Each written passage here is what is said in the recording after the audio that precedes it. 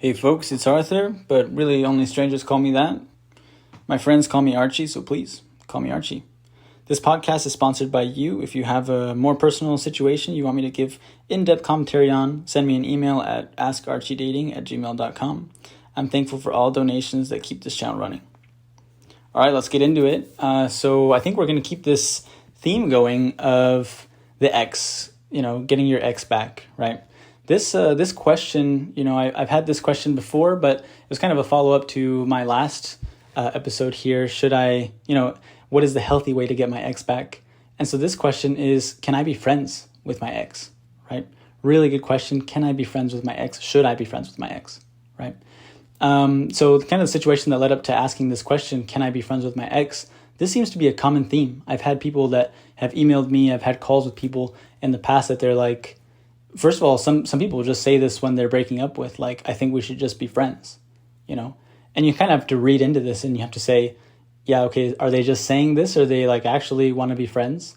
I think what people are saying when they say this, what they mean when they say this, is I don't think we should be in a relationship anymore, right? This idea of like, can we just be friends or we should just be friends? This is, let's change this relationship from a romantic relationship, to a friendship, right? But people really use it as letting you down a bit softly sometimes, and maybe it's not so thoughtful when they're saying this.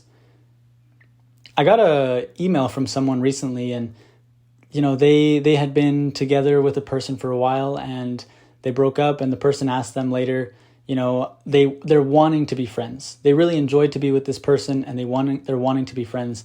And there's some sincerity to this. So I think that's the first step, right? Can I be friends with my ex? The first question is, how sincere is this person being about wanting to be friends with you? There's a lot of people that are not so sincere when they're saying this, when they're breaking up with you, right? I want to give this analogy, right? I think it's important to be intentional about the relationships that we're in, right? Let's say that I'm, in a concert and there's an orchestra, right? And in the conductor, he's up there and he's conducting the music, he's waving his wand, and there I have brass players and I have, the other parts of the band, the piano and the drums, and, I have violins and violas and what have you, right? All of these players in this concert, in this orchestra, they all have a purpose in this orchestra. They all work to have a harmony in this orchestra, right? And I think that this is on purpose. You wouldn't, if you're having an orchestra, if you don't have part of the music that is supposed to be playing a certain way, like you wouldn't add a EDM person to this orchestra, or you wouldn't add someone that plays reggae unless that's the music you're trying to play. There's no reason to have these other instruments, these other types of musicians when you're not trying to play this type of music. And what I mean by this is that the instruments that are there, the players that are there are intentional.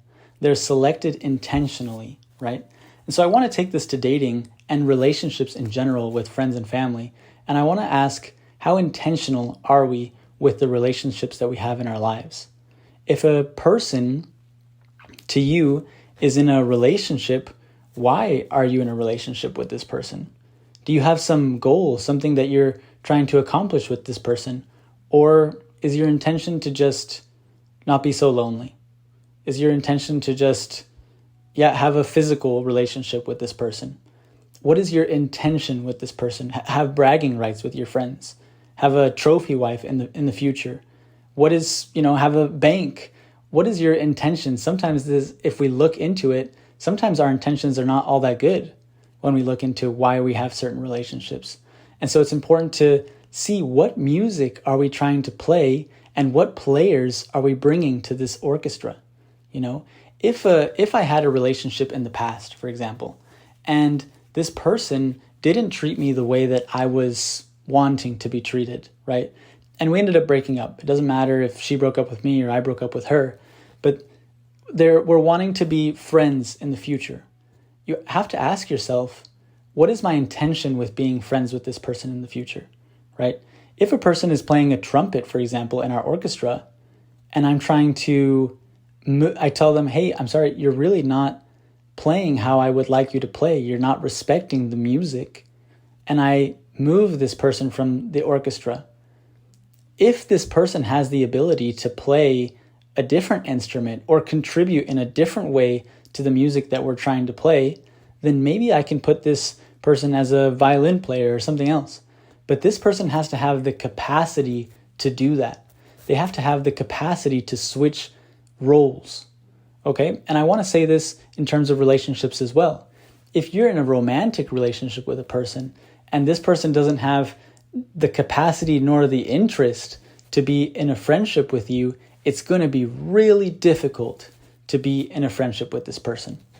If you only see them as a romantic partner, or they only see you as a romantic partner, and they don't have the capability to switch to a friendship, which is a different role in this orchestra or in your life, you're going to be struggling to find a way to fit them in what you're trying to do.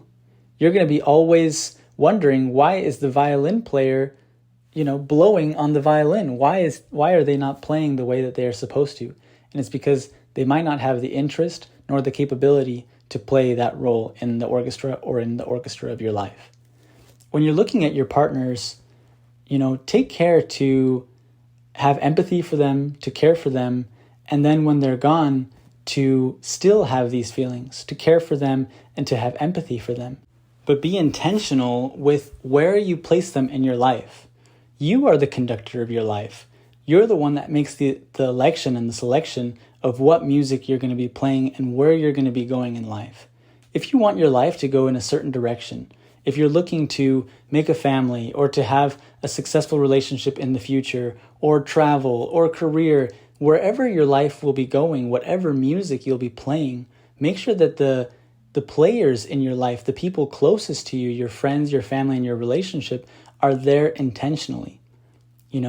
Look at these people and care for them, but be intentional about your life and the music that you're trying to do, and trust yourself to make the appropriate decisions. Don't bring a person into your life, into your orchestra, that's going to ruin your music. Place some healthy boundaries. This person, you can still care about this person, but have them be, if they're not playing part of the music, have them be an observer in the audience. And still, thank them and have warm feelings for them. But if a person isn't fitting in the music you're playing, if they're not in harmony with the music you're playing and the direction you're going in your life, it is okay to put these healthy boundaries.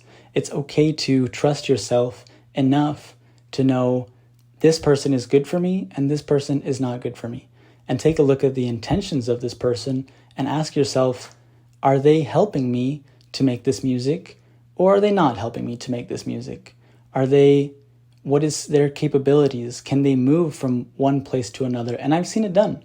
I've seen people that have relationships and they both have the same interest and the same capability to move to a different role in each other's band, in each other's orchestra. And they play different instruments and they still help this person to produce the same music. And honestly, the relationship changes. What I've seen is that when a person is changed from a relationship, usually there's some time in between where they have to reevaluate, create healthy boundaries, and then integrate this person back into their life. And everyone takes a different time for this, but being able to do this, take some time, make some healthy boundaries, integrate this person into your life, you can now say, I would like you as a friend, I would like you to play this instrument, and they have the ability to say, yeah, I can do that, or no, I don't want to do that anymore. And you have to accept that. And sometimes that can be difficult, because you care about this person. But having healthy boundaries is caring about yourself, is caring about the direction that you're going and your future, and ultimately caring for them. Because you wouldn't want someone who is playing the trumpet to feel all, out of place when you put them to play the violin. This is an uncomfortable situation for them and for you. And so be empathetic to what they could be feeling and be conscious of what you're feeling. And remember, you're enough and you're going to be okay.